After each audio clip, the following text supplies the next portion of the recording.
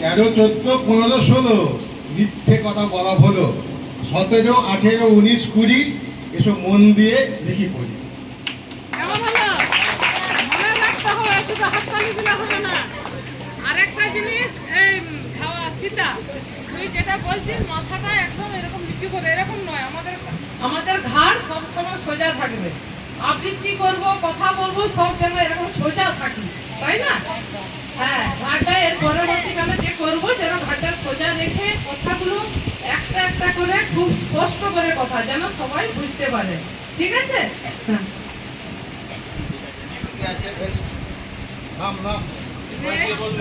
এরপরে যে আছে তৃষা বেয়ার।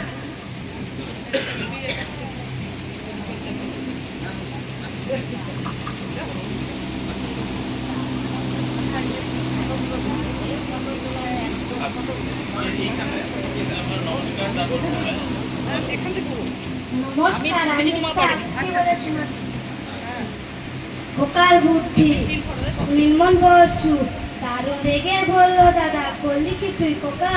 আঁকার কথা প্রজাপতি আঁকলে বোকা, পুজোর ছুটির করে কাতা দিবি যখন জমা, স্কুলে কি তখন করবে তোকে ক্ষমা। সব সরিয়ে রেখে বললো হেসে খোকা, তুমি আমার মেছে দাদা ভাবছো না কি বোকা? লেখাপড়ার কাজে আমি দেই না মোটে ফাঁকি, এখনো তো পুজোর ছুটি 27টা দিন বাকি, ততদিনে এটা কি আর থাকবে শোর পোকা?